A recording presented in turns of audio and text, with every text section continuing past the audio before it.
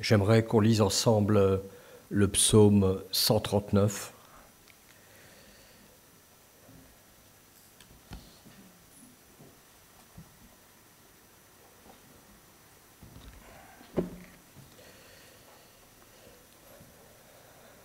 Le psaume 139 au verset 1er jusqu'au verset 18.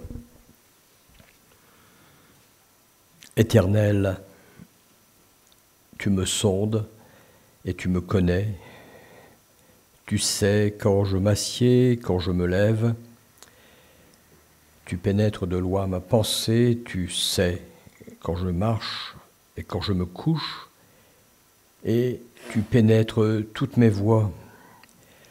Car la parole n'est pas sur ma langue, que déjà, ô Éternel, tu la connais entièrement. Tu m'entoures par derrière, par devant, et tu mets ta main sur moi. Une science aussi merveilleuse est au-dessus de ma portée. Elle est trop élevée pour que je puisse la saisir.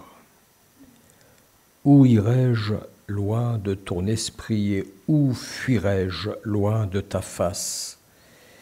Si je monte aux cieux, tu y es. Si je me couche au séjour des morts, t'y voilà.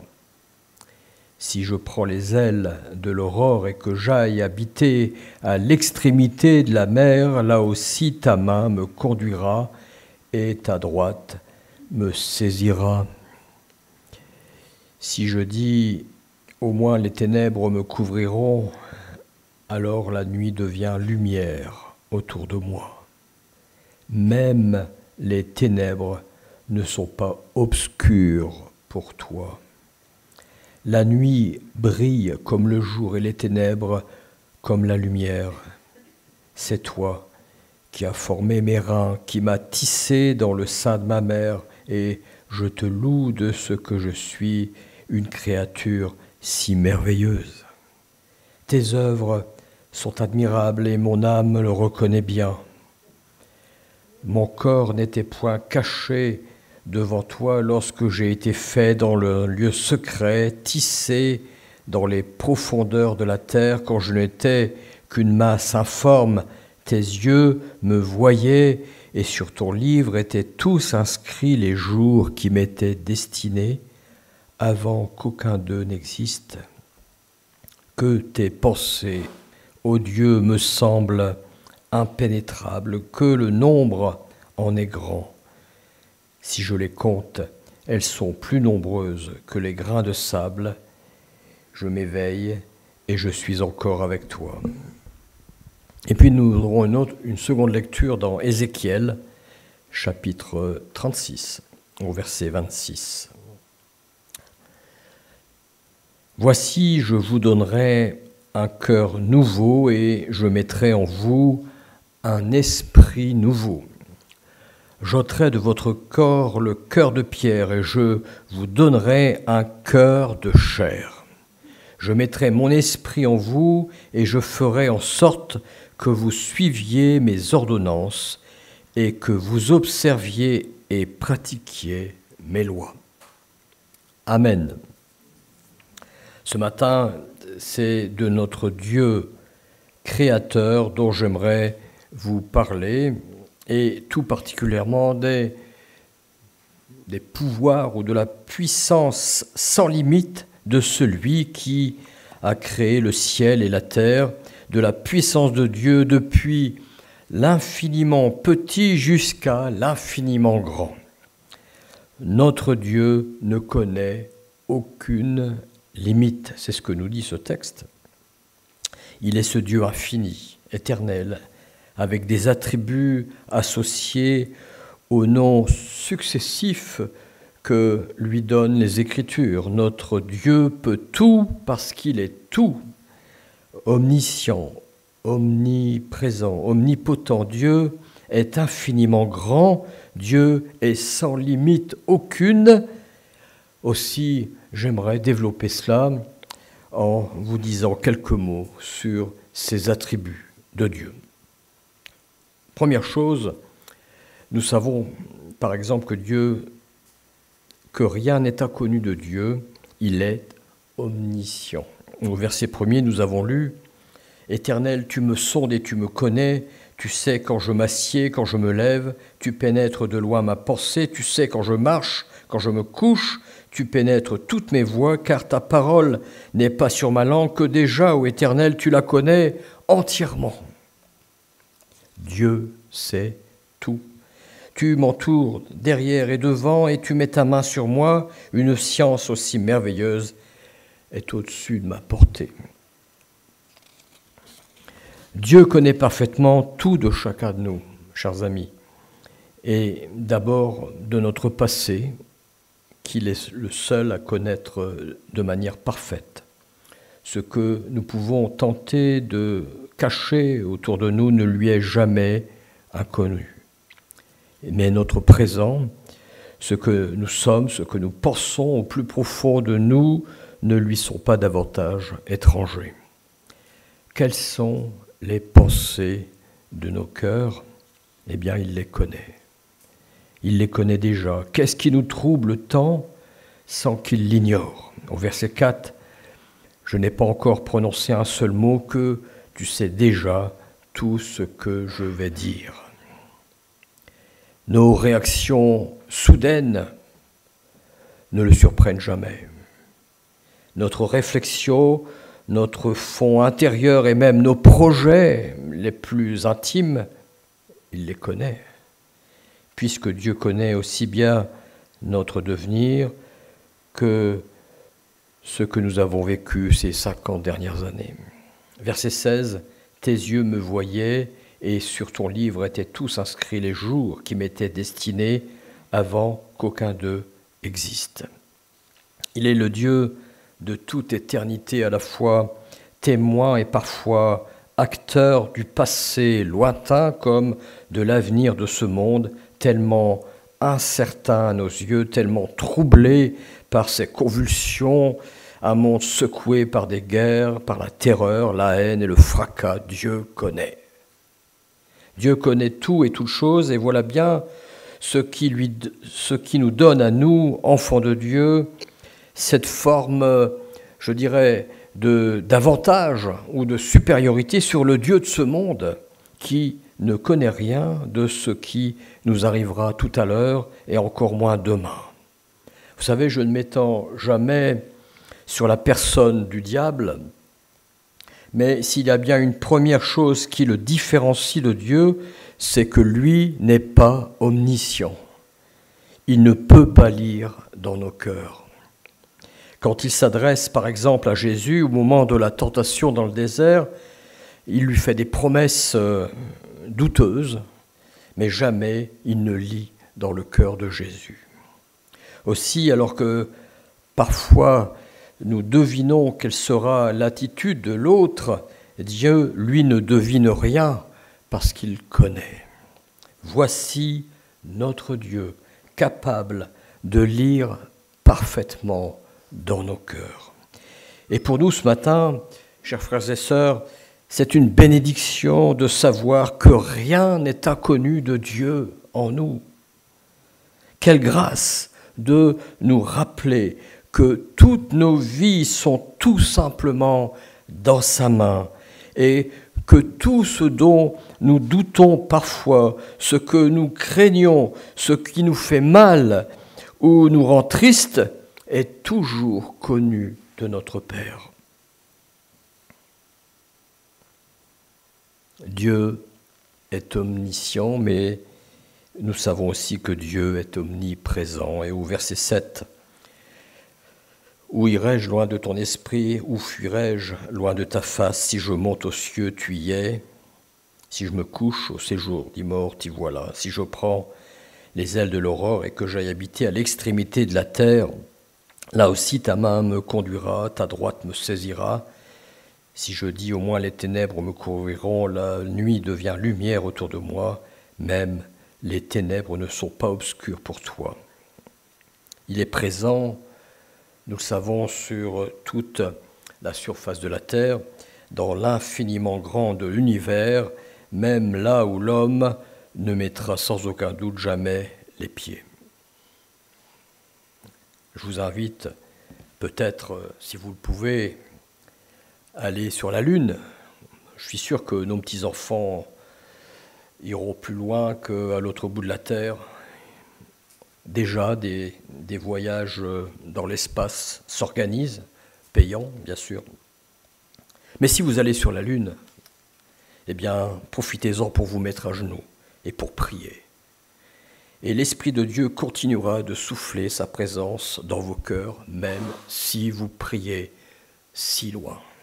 Parce que sur la Lune, comme partout dans sa création, Dieu y est aussi. Au verset 7, c'est très éclairant. « Où irai-je loin de ton esprit et où fuirai-je loin de ta face ? Si je monte aux cieux, tu y es. » Ainsi, nos cœurs sont-ils désormais également aussi le siège où Dieu peut nous montrer son omniprésence, autant que dans l'immensité de l'univers. Rien dans notre vie, aucun domaine de notre vécu ne lui est étranger. Même les ténèbres ne sont pas obscures pour toi, au verset 12. Nous avons vu que Dieu savait, nous lisons qu'il est partout, dans nos petites vies comme dans l'immensité de sa création, dans l'immensité de l'univers comme dans les cellules qui animent notre corps entier. Mais Dieu se présente également comme le Tout-Puissant. Il est omnipotent, verset 13, « C'est toi qui as formé mes reins, qui m'as tissé dans le sein de ma mère. » Nous connaissons ce passage. Et certains préfèrent le passage où je te loue, que je suis une créature si merveilleuse. C'est lui qui a créé toutes choses. Il y a quelques années, un aumônier catholique m'avait posé cette question. Est-ce que les évangéliques sont tous créationnistes ? Alors je lui avais répondu, c'est une très bonne question. Et bien sûr, nous savons ce que sous-entend cette question. Je lui ai répondu, tous les chrétiens, finalement, qu'ils soient catholiques ou protestants évangéliques, sont plus ou moins, plutôt, créationnistes. Ne disons-nous pas que c'est Dieu qui a créé toutes choses, finalement ? Et dans Ésaïe, chapitre 45, verset 18, « Ainsi parle l'Éternel, le Créateur des cieux, le seul Dieu qui a formé la terre, qui l'a faite et qui l'a affermie, qui l'a créée pour qu'elle ne soit pas déserte, qui l'a formée pour qu'elle soit habitée. Voici, je suis l'Éternel, il n'y en a point d'autre. » Psaume 74, verset 16. « À toi est le jour, à toi est la nuit, tu as créé la lumière et le soleil. » Dieu omnipotent, tout-puissant. Notre Dieu créateur connaît tous les secrets de sa création. Parce que c'est lui le créateur. Il connaît parfaitement notre propre corps, nous affirme la parole de Dieu, capable d'expliquer les mutations de nos cellules, des mutations les plus complexes. Au verset 13, « C'est toi qui as formé mes reins, qui m'as tissé. Tes œuvres sont admirables et mon âme le reconnaît bien. Je te loue de ce que je suis une créature si merveilleuse. » Les troubles physiques qui parfois nous agitent, incompréhensibles à notre connaissance, ne présentent aucun mystère à ses yeux. Et quand nous crions vers lui pour obtenir de l'aide, sa grâce pour une guérison, notre Père céleste, qui est omnipotent, qui est tout-puissant, est le seul capable, bien sûr, de soulager et de guérir. Et cela, nous pouvons toujours nous en souvenir. Et nous accueillons toujours les réponses à nos prières comme une grâce de sa part, un signe de sa bonté pour nous et pour ceux qui observent l'Église de Christ. Quatrième point, Dieu est infini. Verset 17, « Que tes pensées, ô Dieu, me semblent impénétrables.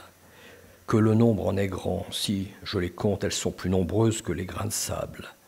Je m'éveille et je suis encore avec toi. » Dieu éternel, Dieu infini, sans commencement ni achèvement. C'est difficile pour nous de réaliser cela complètement, présent à la fois dans l'énorme, mais aussi dans l'atome. Le voici qui vient à nous. L'infiniment grand de Dieu vient à la rencontre de l'infiniment petit. L'infini appartient à la nature de Dieu, car aussi petit que nous soyons au milieu de cette immense création, jamais nous ne sommes exclus de la vision et de l'attention du Créateur. Sa création merveilleuse, en fait, n'a eu de sens qu'à cause de l'homme que Dieu a voulu placer au centre même de sa création. Et c'est Jésus qui nous l'explique dans l'évangile de Marc, au chapitre 10 et au verset 6. Mais au commencement de la création, Dieu fit l'homme et la femme. Nous sommes en quelque sorte à l'origine, mais aussi à l'aboutissement de sa création. Il n'est pas seulement le Dieu de l'infini, il peut se révéler comme le Dieu du tout-petit, devenir une réalité vécue jusque dans notre propre vie. Dieu est réel en nous si, bien sûr, nous l'avons invité à venir dans nos cœurs. Et nous entrons alors pleinement dans son plan de création et de salut, un plan de toute éternité. Au verset 23, « Sonde-moi, ô Dieu, et connais mon cœur. Éprouve-moi et connais mes pensées. Regarde si je suis sur une mauvaise voie et conduis-moi sur la voie de l'éternité. » Le psalmiste a voulu, bien sûr, nous encourager, nous, les infiniment petits, à compter sur Dieu, lui, l'infiniment grand, pour seul motif de l'amour du Créateur pour sa création. Mais voilà, chers amis, que Dieu a voulu aussi donner à sa création un cœur nouveau, et c'est pour cela que nous avons lu dans Ézéchiel au chapitre 36, le verset 26. « Je vous donnerai un cœur nouveau, et je mettrai en vous un esprit nouveau. J'ôterai de votre corps le cœur de pierre, et je vous donnerai un cœur de chair. Je mettrai mon esprit en vous, et je ferai en sorte que vous suiviez mes ordonnances, et que vous observiez et pratiquiez mes lois. » Nous avons été créés à l'image de Dieu, nous le savons tous, un Dieu 3 fois saint. Et nous retrouvons chez l'homme cette nature trinitaire, corps, âme et esprit. Notre corps et notre âme font partie de notre humanité. L'homme sans Dieu possède un cœur sans l'esprit nouveau, un cœur de pierre, nous dit la Bible. Mais l'homme né de nouveau voit son cœur changer. Un cœur nouveau où habite un esprit nouveau. Ce cœur renouvelé nous conduit vers la sainteté. Au verset 27, « Je mettrai mon esprit en vous et je ferai que vous suiviez mes commandements. » Le cœur, le siège de nos sentiments, mon cœur ne bat que pour elle, nous savons cela. Quel bonheur, nos cœurs semblent être le siège de toutes nos émotions. Il bat la chamade quand un grand moment arrive, c'est l'amour. Il s'emballe dans les moments les plus heureux, mais attention, avec l'âge, il ne faut pas que le cœur s'emballe trop vite. Le cœur réagit au gré des situations que nous vivons et de nos émotions qui nous envahissent. Parfois, nous sommes submergés par ces émotions. Et quand notre cœur est habité par un esprit nouveau, eh bien, l'Esprit de Dieu en nous nous submerge. Et nous voilà alors capables de discerner les choses de Dieu. Le monde sans Dieu ne peut voir l'œuvre de Dieu parce qu'il n'a pas encore reçu l'Esprit de la vérité. Jésus nous l'explique dans l'évangile de Jean, au chapitre 14, verset 16. « Et moi, nous dit Jésus, moi je prierai le Père et il vous donnera un autre consolateur afin qu'il demeure éternellement avec vous. » C'est l'esprit de vérité que le monde ne peut recevoir parce qu'il ne le voit point et ne le connaît point. Mais vous, maintenant, vous le connaissez, car il demeure avec vous et il sera en vous. Ce cœur nouveau, habité par l'Esprit de Dieu, est sanctifié, il est rendu saint, parce que l'Esprit de Dieu est saint. Pourquoi, chers amis, en serait-il autrement ? Notre âme, le siège de nos pensées, de nos sentiments, de nos émotions, de notre moi, nous fait réagir de toutes sortes de manières. Et s'il nous arrive de pécher, eh bien, c'est parce que notre âme s'est aventurée dans des sentiers aléatoires. Notre âme a vocation à rester pure parce que l'Esprit de Dieu qui siège dans nos cœurs est pur et saint. Heureux ceux qui ont le cœur pur, car ils verront Dieu, nous dit Jésus dans Matthieu 5, verset 8. L'apôtre Paul écrit aux Galates, Galates 5, verset 16, « Je dis donc, marchez selon l'Esprit, et vous n'accomplirez pas les désirs de la chair. Car la chair a des désirs contraires à ceux de l'Esprit, et l'Esprit en a de contraires à ceux de la chair. » Paul nous explique tout. Ils sont opposés entre eux, afin que vous ne fassiez point ce que vous voudriez. Et en fait, Paul nous explique aussi que, malgré notre péché, eh bien, nous demeurons des enfants de Dieu. Nos cœurs restent le lieu où siège l'Esprit de Dieu. Ce qui ne peut vouloir dire que l'on peut vivre dans la sainteté et mener en même temps sa vie dans le péché.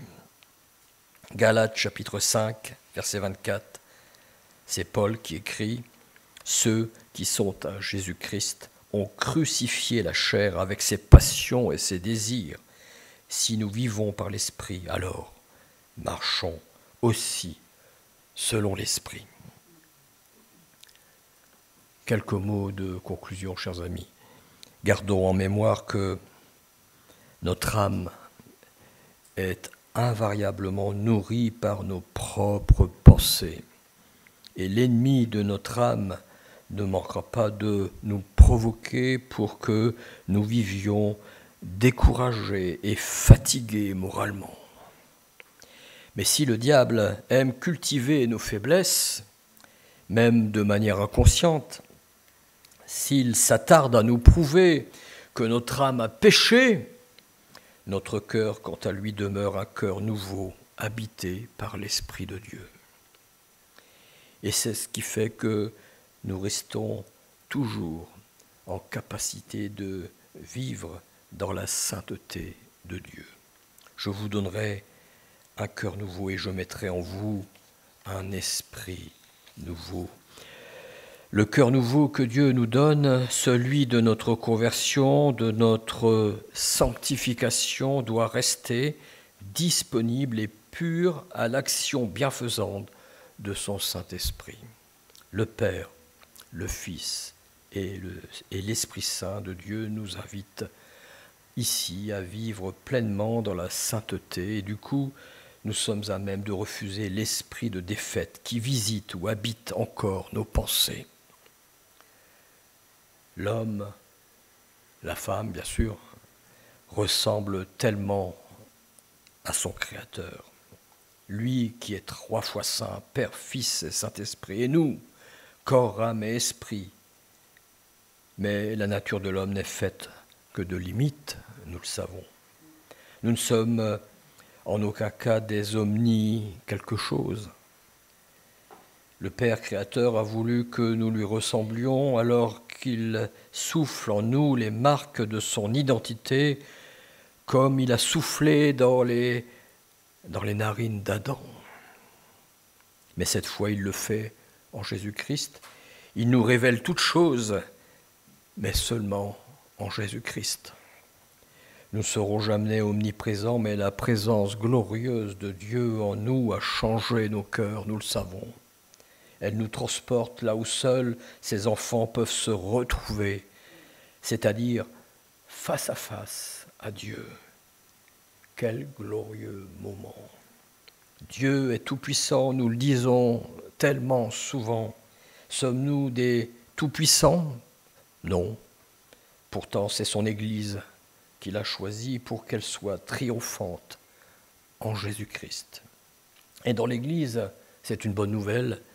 Vous le savez, il y a vous et moi. Dieu infini, éternel, et voici qui nous fait entrer dans son éternité à lui. Voici notre plus grande et plus belle espérance, celle qu'un jour nos yeux verront Jésus. Aussi, chers frères et sœurs, chers amis, invitons le Saint-Esprit qui habite nos cœurs à diriger aussi notre âme, nos pensées, nos émotions, pour que notre vie porte encore de bons fruits et que nous remportions avec lui le prix de la victoire. Que Dieu bénisse sa parole dans nos cœurs. Pouvons-nous prier un instant ?